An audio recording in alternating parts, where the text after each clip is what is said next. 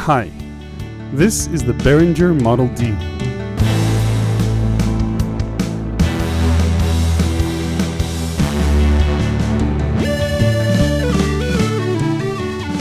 It replicates the Minimoog Model D fairly well and adds a few twists of its own.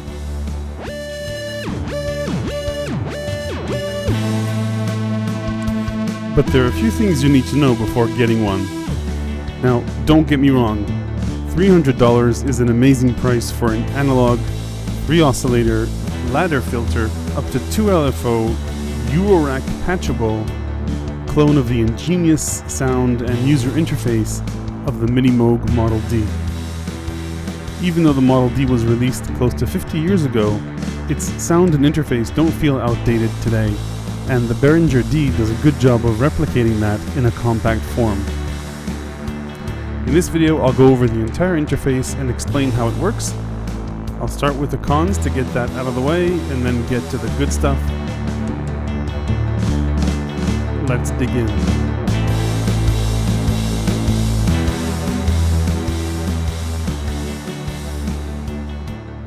Alright, now I want to start with the cons just to get that out of the way, and also because I realize that there are a few first-time synth buyers that might be interested in this, and there are a few things you should know. The first thing is that, very much like many other analog synthesizers, you can't save patches here. If you want to make the most out of this, you're going to need to learn what every knob does because there are no presets. Luckily, you're in the right place because I'll go over every feature and you should be covered in a few minutes. Also, with some exceptions which I'll cover, this is designed to be a monosynth, playing one lead or bass note at a time, not chords. Now, there are some exceptions, like I said, but overall think of this as either a bass or a lead machine, less for pads. Another thing you need to know about this particular synth is that tuning can be an issue here. I have a friend who bought one and it was fine. This one was about a semitone off for every 2 octaves. Calibrating the D requires opening it up and using screwdrivers, MIDI sysx messages, and voltmeters to get it right. There are over 10 pages out of a 40-page manual dedicated just to this process, something I've never seen before in a modern analog synth. The tuning is okay now. It still starts to drift after 5 or 6 octaves, which isn't a big deal, but you're going to either need professional tools or a professional to help you if your D is out of tune. My last con is actually a pro for Behringer. Take a look at its sibling, the Neutron, which is sold at the same price. It hasn't come out yet as of the date this video was made, but hopefully the tuning is dealt with better there, and it has quite a few features that this does not. So if you're looking for a checklist of features, especially in terms of connectivity to Eurorack, you might be better off with the Neutron. This synth is going for something else, more of an homage to the Minimoog Model D. The build of the D, and I'm going to call it that if you don't mind, feels very solid, especially considering its price. The knobs are okay sized considering the overall size. The only time I felt that it was a problem was around the oscillator section, where these are things I like to play with in real time a lot, and I found myself touching the oscillator frequency knobs by mistake. It might be a fun idea to replace these two with these two, because it's always nice to have a big filter, cutoff, and emphasis knobs, and put the smaller ones here. Don't do that if you don't feel comfortable with that, but that might be a nice way to get around this particular issue. In terms of connectivity, you've got USB for MIDI in and out to a computer or to a USB MIDI host, and you've got MIDI in and through up front. There's a feature where you can polychain up to 16 of these and play polyphonically. I wouldn't go up to 16 at that price. You're probably better off getting a polysynth, which would be more convenient and practical. I mean, can you imagine changing a patch or doing a filter sweep across 16 of these? A little bit of a stretch, but having 2 or 3 of these linked together sounds pretty interesting. All right, let's review what this thing does. I'll start with the basics and work my way up. There's an index on the left, so you can skip around if you know some things or want to move on. Let's start with the oscillators. You've got 3 of them. The main tuner tunes all 3, which I have now set to a chord. And if this switch is off, then it just tunes the top 2, and each oscillator has its own octave control. These numbers in feet come from pipe organ lengths, but it's just really octaves in here. And there are individual tunings for oscillator 2 and 3, so you can go from, for example, major to minor, or just tune them very closely together.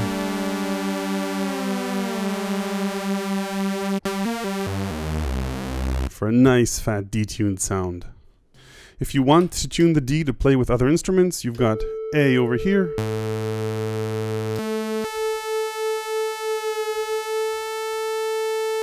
And you can tune it pretty easily. Now, like I said before, you could use this switch to disconnect oscillator 3. Then it can be an ongoing bass note, for example.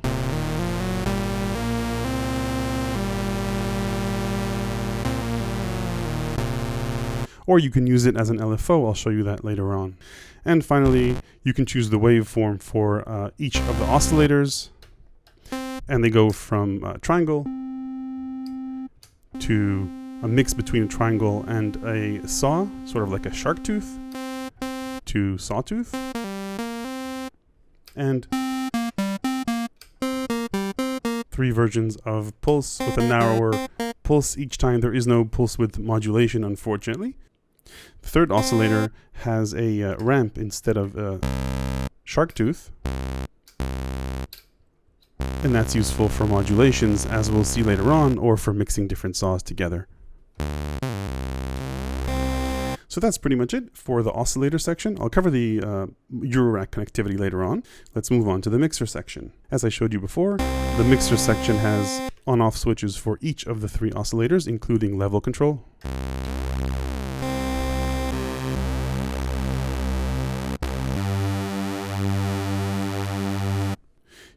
You can also bring in external audio through this input, and you have volume control for that. When there's nothing plugged in here, the main audio is routed back into here for feedback, which is a pretty well-known synth trick to get additional bass and feedback and saturation.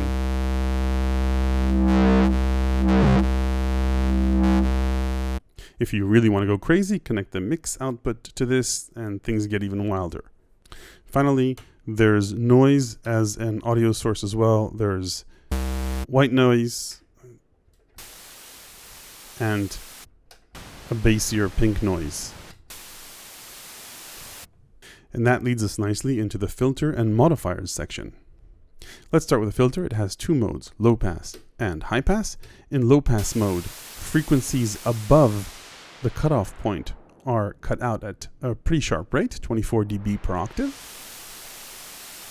And if you look at the spectrum analyzer, let's check it out in high pass mode. That's the effect it has on all the frequencies. Emphasis, or resonance as it's known in other synths, is an emphasis of the sound directly at the cutoff point. It sounds like this, and you can see very clearly on the spectrum analyzer how the resonance emphasizes a particular frequency. This resonance does lower the volume of everything else. In newer synths, there are mechanisms to overcome this. Here, I'm assuming it's the way it is to be true to the original.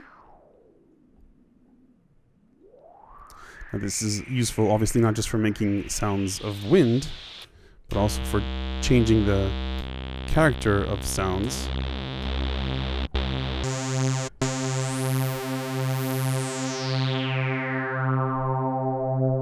Harmonics play really nicely here.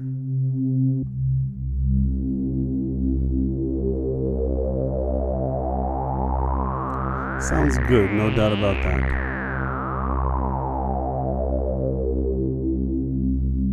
Resonance will self-oscillate. So if I shut off all the other sources of audio, I get a nice clean sine wave. And that means you can use it standalone or with other audio sources. Now, you notice now when I play, I control the filter cutoff point. That's something you can configure. I can either have the keyboard not affect the filter cutoff point at all. No matter what I press, it's going to be at whatever level that it's set here. I can have it track a third, 2/3, or just play notes. So there are 4 filter tracking modes controllable with these 2 switches. So that was the basics of the filter. Now let's start talking about modulation. Modulation is having the synth turn knobs or effect parameters for you automatically. So let's bring back some sounds. Let's say that I wanted to have a situation where every time I play a note, the filter knob would make this motion. In synth terms, this initial motion is called attack. The motion back to the note is called decay. If I don't move back all the way but stay at a certain place, it's called sustain. So if I move like this, I decay back to a middle point, not to the original point. So as you probably figured out, that's what these three knobs do in terms of the filter cutoff frequency, and this knob controls how far the modulation goes. So let's start playing with this. Let's have it go, say, a little bit. You see it's going up slowly, but returning quickly. Let's have it decay slowly. Now it decays every time to the original point. Let's have it stay up a bit.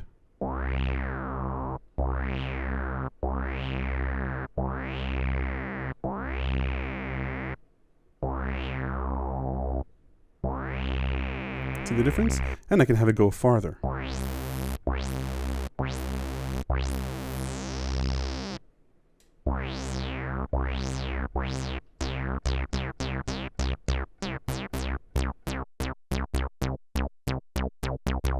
And you can see how very quickly you get to very interesting places in terms of sound design. So that's the filter envelope, aside from this little thing, which I'll get to in a bit. Alongside the filter envelope, there's also a loudness envelope or loudness contour. Here we control how fast it takes the sound to get to its peak volume, which is attack.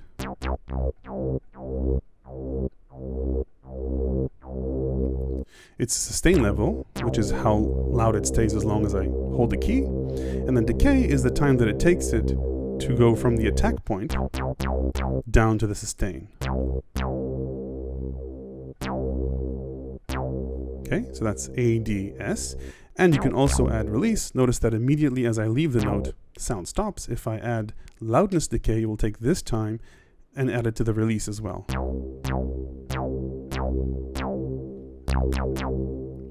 And that explains also the filter decay level. Once I have a certain level of sustain, this adds release. The filter makes a motion after I leave a key based on the amount of time in the decay.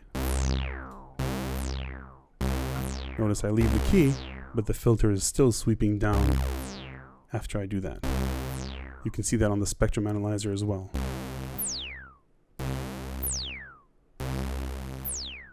So those are the ADSR envelopes, both for the filter cutoff point and the loudness or amplitude of the sound. But wait, there's more modulation or automatic knob turning right over here. Now the purpose of the controllers section here is to give you a few ways to modulate either the filter cutoff frequency or the oscillator frequency. The difference is that whereas here we had one-time motions, attack, decay, sustain, release, but one motion over time, here we can also add repetitive motions by using an LFO or oscillator 3 and make knobs wiggle back and forth in different ways. Let's start with a quick example. Let's say that I wanted to give this sound vibrato. The way to do that is have the frequency go up and down very gently. I do that with an LFO in a triangle wave shape. And the first thing I need to do is connect it to the oscillator frequency. And then at that point, I can control the rate or the depth of the motion.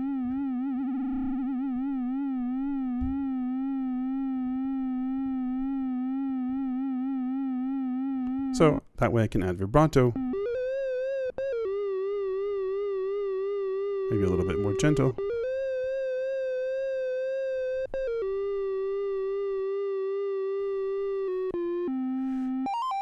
And you can obviously adjust that to taste.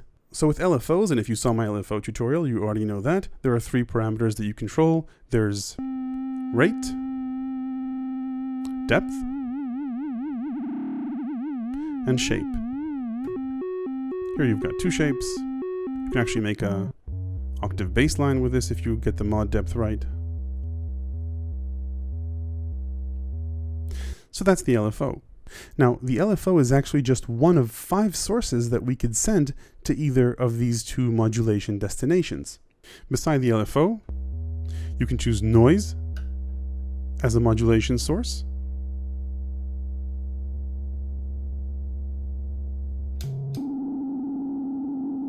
right? This is our LFO, and this is noise as a modulation source. You can also plug any control voltage into here, and that will replace the noise as a modulator. So, for example, I could have the loudness contour change the frequency of the oscillators, or the filter if I turned on this switch. Let's hear what that sounds like. So this is our basic sound, but I can start affecting the pitch. And quick decay modulation of oscillator frequency is great for percussive sounds. So those are three sources so far, the LFO, the mod source, and noise. And if I turn this mod mix knob to the left, I can introduce two more sources. The first is filter envelope. So just like I hooked up the loudness envelope, there's an automatic routing of the filter envelope to this if you like. And finally, there's oscillator 3, which I can use as an LFO as well. And at high rates, you can get FM style sounds. And the nice thing is that you can take whatever you pick as a modulation source here and mix them together for some pretty crazy sounds.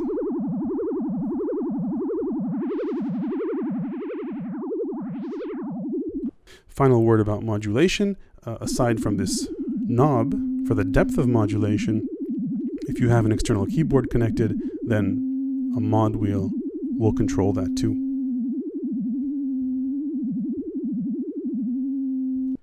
And the last control we have here is glide, which is the speed that it takes to go from one note to the other. This is sometimes known as portamento.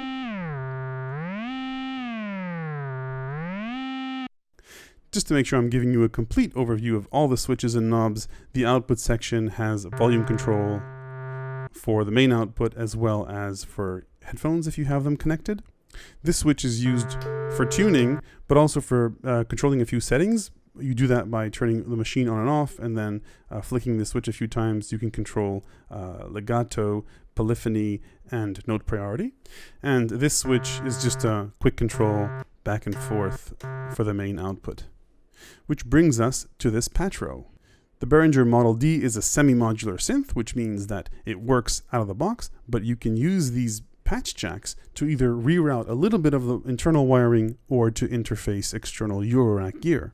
We talked about the mod source input before. You have three inputs to control the frequency of the main oscillators, the LFO, and the filter cutoff point.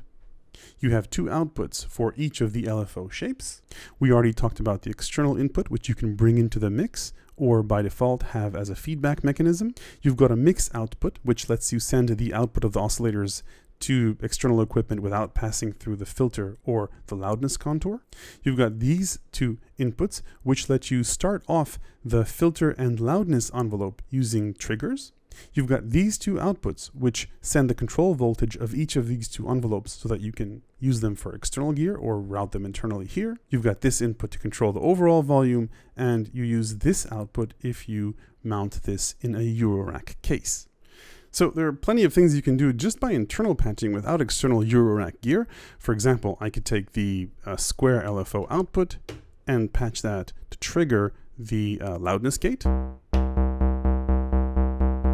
And even though there's no clock or sequencer or arpeggiator here, I can get these notes going and mess around with my sound, something that supposedly the synth wasn't initially designed to do. I'll look at some more ideas, but if you have any of your own, please write them in the comments below. So we could do that, or for example, I could use a triangle LFO to modulate the filter cutoff point. Or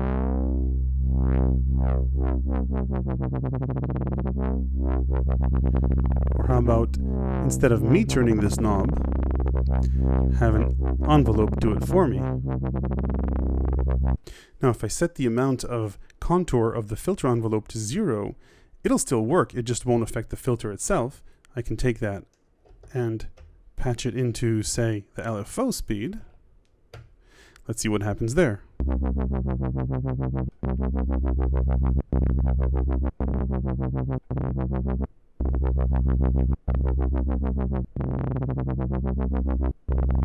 Notice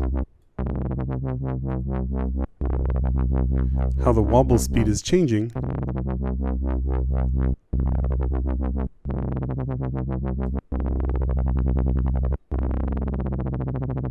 as I mess around with the different parameters.